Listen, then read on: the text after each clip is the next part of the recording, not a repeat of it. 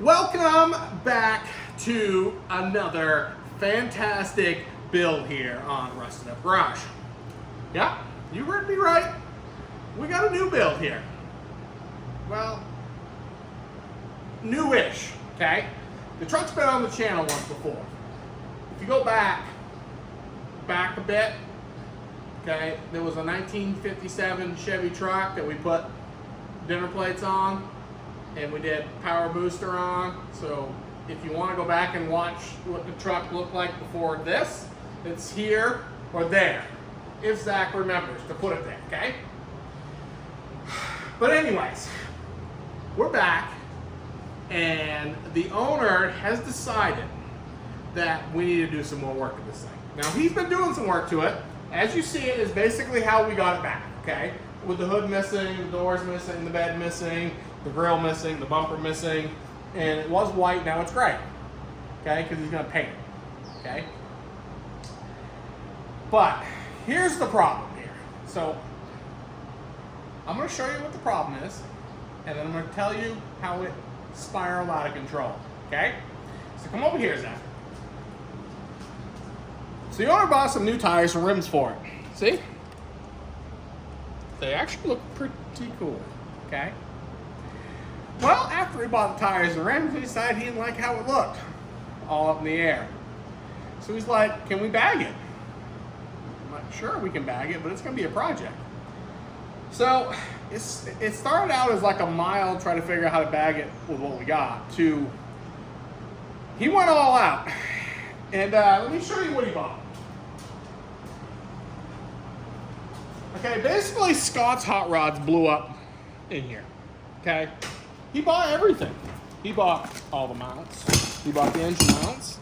He bought Super Slam airbags, more bags. He bought, look at this beautiful unit right here. Hold on a minute, let me get this out. Let me show you. Look at this thing. Cross member. I mean, look at that thing. It's made in the USA, it says right there. And, you know, Scott's hot rods is where all this came from. So he went and picked it out and brought it to me. And it's like, let's go ahead and let's really bag it right. I'm like, well, we're probably going to need some rear end work too. He's like, no problem. Okay, so in the back, in this box, is great big U-notches.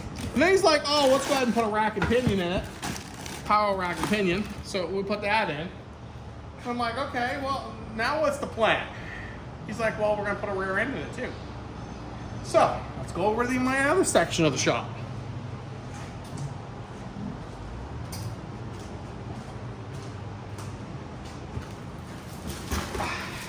You guessed it. My buddies at Quick Performance hooked him up. Okay? Brand new Ford 9-inch rear end. All the goodies. It's going to be posi. Well, not full posi. It's going to have a, I forgot which locker's in it. We don't have that one, that part yet. True track. True track. It's going to have a true track in it. So here's a new rear end, new axles. It's going to have a true track in it. And the parts for the rear end are actually still out in the shed. But it's going to be a full 4-length with backs. So the goal with this truck is it's going to go to the ground, okay? And it's going to get the same airbag management system that we put on the 58. The whole same thing. It's just his, I think his is black, where ours was chrome plated, whatever. So, as you can see, the project basically spiraled right out of control. So if you have one of these trucks, which I believe was like 55 to 58, they're all about the same, whatever, and you wanted to bag it, I'm going to basically bring you through the entire process. So there's a few things that have to happen. The front clip has to come off. The motor and transmission need to come out. All the cross members in the front need to come out. The whole front suspension needs to come out. We got to plate the frame. Then we're going to weld the new cross member in, and then put all that suspension back together. And then we're going to put the motor back in it, and more than likely cut the floors out. I think the firewall can stay. Okay? And once we get all that set, then we can put the rear end in, put the 4 links in, bag the back, put all that together, blow it all back apart. He wants the frame painted. We'll paint the frame and the underside of the cab, and then we'll put the cab back on it. We'll put the motor and transmission back in it for him. And then, I don't know how much more we're gonna do, okay? But that's like 2 months worth of work right there. You know, because I do have a regular job. So, this is gonna be pretty exciting. So if you're into these trucks, this is gonna be your series, okay? Because we're gonna just rip this thing apart because there's no choice. Everything's gotta go.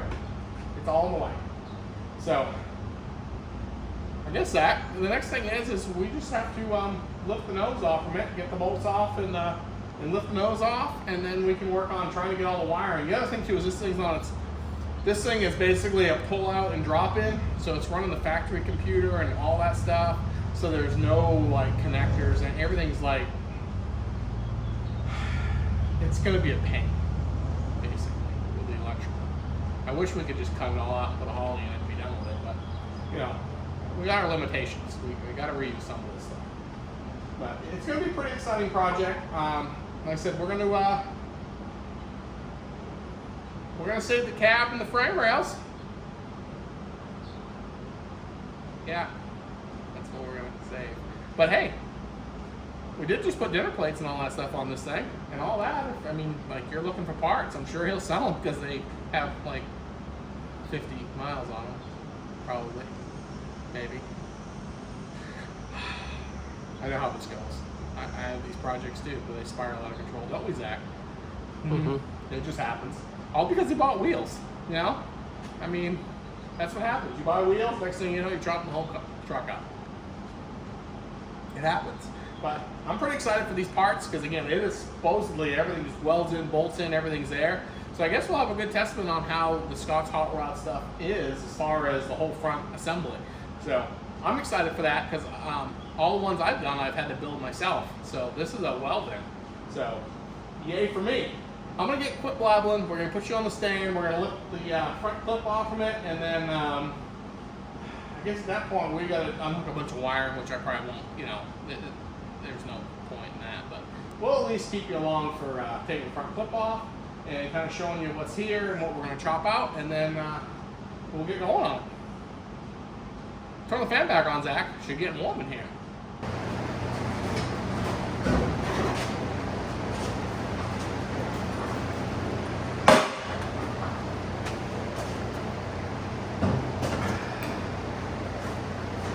Okay, as you can see, removing the clip, we'd already pre-done all the bolts, so that was super easy to lift that off. But now you can actually kind of get in here and see what we're working with.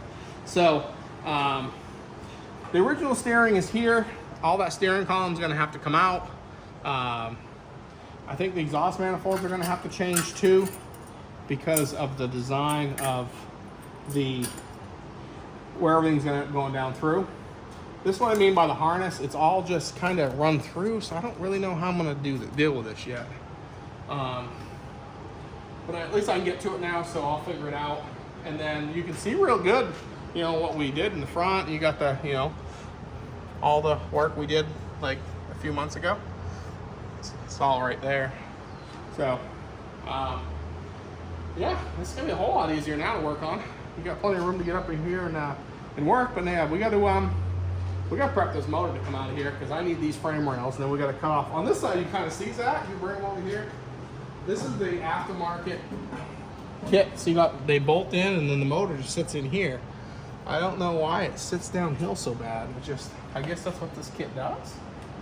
Well, it looks like it's a tube that slides together, and it's like they just welded it in crooked. I'm not sure. I don't know. Yeah, I'm not really sure, but it is down, what, like 8 degrees or something like that? Or maybe they just put it up too high. The front of the motor's supposed to be down too. I don't know. But I can tell you, it's like the motor's in at like 7+ degrees downhill. It's way down. It's crazy down. You have this going down, the rear end was going up, and no wonder why this thing, the rear end was doing weird stuff. I didn't realize how bad the motor was downhill. She was downhill.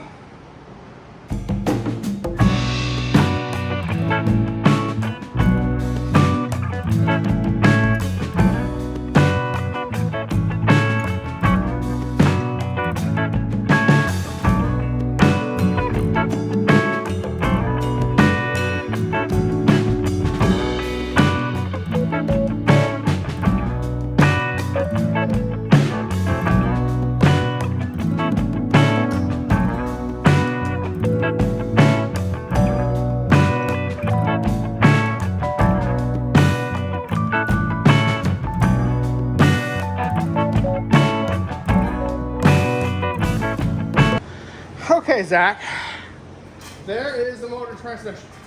And everybody, see? Motor transmission gone. So I guess now what we're gonna do is we're gonna separate the motor from the transmission and put the motor on an engine stand and put the transmission on a rolly cart so we can get out of here for now. We really don't care about it right now. We just need to get to that mess. So probably can't see. That's all right. We'll bring you in.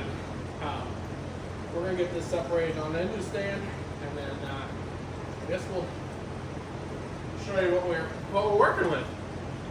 Well, guys, I'm sorry, but some reason or another, my AC just farted.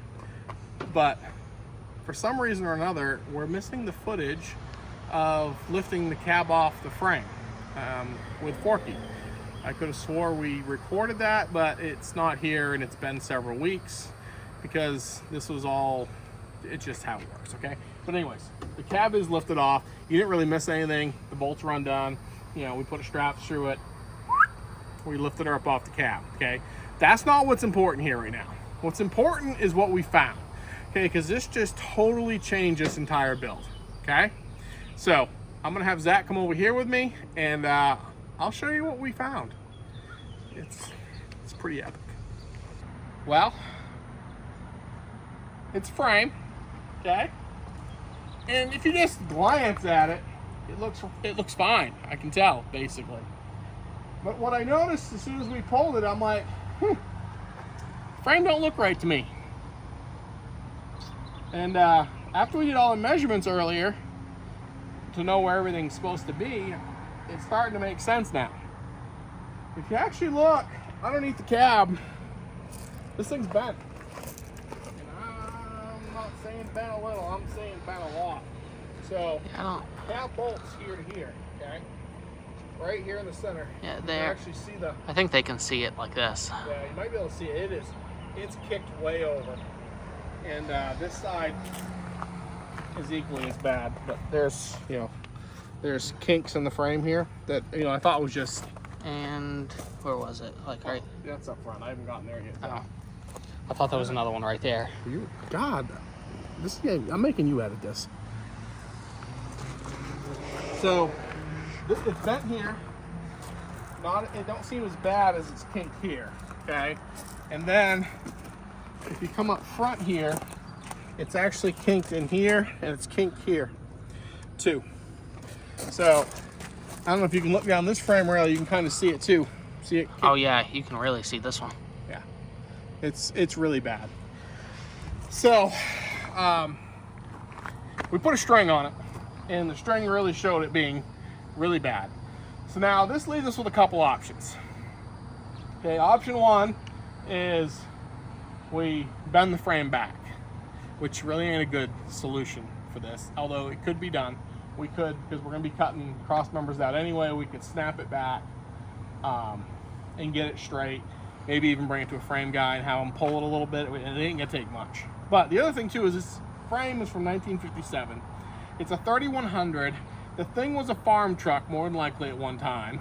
And it's hard to say what's happened over all the years, okay? And there ain't much to the frame. Well, with the full bag job, we got to cut everything off the back. We got to cut all the stuff off the front, and then I got to box the whole frame in anyways. And on top of that, everything needs to be cleaned because it's disgusting. All the rivets need to be popped out. So it comes down to, is it worth it? Is it worth trying to save this old frame, or at this point, just scrap it?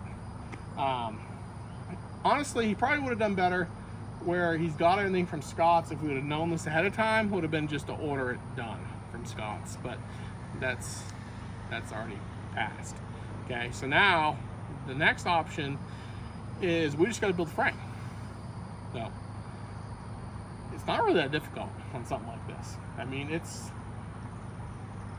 I can make it straighter than that.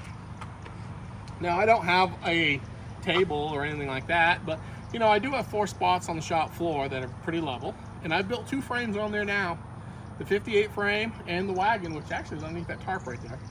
So I have actually done, you know, 2 frames there. The floor is level right there, and it's pretty much, I'll just get some 2x6 stock, which actually I got, and I'll show you guys, and some 2x4 stock, and we'll just lay the frame out and weld it up, make a new frame, and it'll be way stronger. We'll build it out of some 3/16 stock, and this frame will be nice and solid, nice and rigid, especially where, you know, there ain't no other bars or anything connecting it. And at that point, we have a clean slate, new frame. We can do what we want, and we won't have to worry about flex. We won't have to worry about any of that. And I think it just, at the end of the day, makes more sense. So we did talk it over, you know, with the owner, and he's like, yeah, let's just build a frame. So that's the plan. So I'm going to show you what we're going to use, and I guess we got to get crack-a-lacking on this job, because we need to get this one off the table so I can start building another hot rod. Yeah, that's right. We're going to build another hot rod. So we're going to get this one done. You know, I want this one pretty much done here in another month or so. I'm thinking 4 or 5 weeks. I'd like to see the frame done. I mean, there's going to be a lot of little stuff with this thing once we set it back, the cab back on, and you know, we got to put the motor back in. We got to change the oil pan. There's a lot of work here, okay, is what I'm trying to tell you. And we're going to try to make it as short as we can, because I know you guys get bored on like a 15-week, you know, build, but that's what they take sometimes. Right, Zach? Yes. Okay. Well, let's run inside. I'm going to show them what we're going to build this out of. Okay. Well, here it is. Frame in a box. Actually, frame on some sawhorses. So we're going to go with 2x6. It's 3/16, or, you know, 0.188, I believe is the number for it, or whatever it is. Okay. So main frame rails we're going to make out of this, and then we're going to make we'll make the nose pieces out of this, so the bumper brackets will all hook onto this, and then we got these step notches here for the rear end. Okay. So at this point, the 6 will tie into this right in here. Weld all this in. We'll probably put some brackets here to weld to and stuff. And then we'll come off the tail for the back of the truck out of 2x4. And then we'll make our cross braces out of 2x4 and some tubing. So, I mean, and I know where the flow part of the floor is because it's still painted. See? Red, red, red, red. I mean, that's where I built the last ones. So I'm gonna have to, you know, get my lights affixed back up underneath here. Of course, we got now Zach's car, you know, up in my teeth, right in the way, and I'm still getting a little leak out of that. Just can't have nice things. That's all. Just can't have nice things. Sorry, I got distracted. So here's the project. Rear end's over there. Zach don't need to show you it, but rear end's over there. I'm gonna get the tires off, and then I guess pretty much get the rear end assembled minus the brakes, and get that rolled in with the tires so I can kind of get right where the tires are gonna go, so I know right where this needs to go. So obviously this needs to be higher than the rear end, otherwise it defeats the purpose of this. And once I know that, the center location of this, center location of that rear end, we can just start, you know, making the frame rails out. I'm gonna have to do some notching, you know, cut a big pie out of here, bring this down, weld all that up so I get the angle I need. You know, it's quite a bit of work, but it should be a lot of fun. So I think I'm gonna leave you with this video as hold on to your safety belt, because this is gonna be a fun ride. So if you got a 57 pickup and you basically have wanted to always build a new frame for it, here we are. But all the Scott stuff is over there ready to go. Rear end's over there ready to go. Frame's here ready to go. Welder's there over there ready to go. Ricky's over here sweating because it's hotter than... It's hot, okay? And it's like breathing through a wet sock. That's what it's like being here in Alabama. And air conditioning don't work well, and we have to run a fan, so you're not gonna get a lot of video. That's gonna be me talking. I want you guys. So But anyways, you guys have a good week. Be looking out for the next video, because the next video we are going to get crack-a-lacking on getting this frame together. And I'd like to think maybe the next video we have the frame built. That'd be kind of cool. I mean, it won't have the front pieces on and that stuff. Maybe we'll have the main frame built. That'd be good, I think. So, hope you guys like this little project. And I guess if you need a 57 frame, reach out, because that one is actually going to be for sale. And it does have a drop axle in it in the front, you know, and it has all disc brakes in the front. That's brand new. You guys saw the video like a video ago, like it was a year ago, but a video ago. It has no miles on it.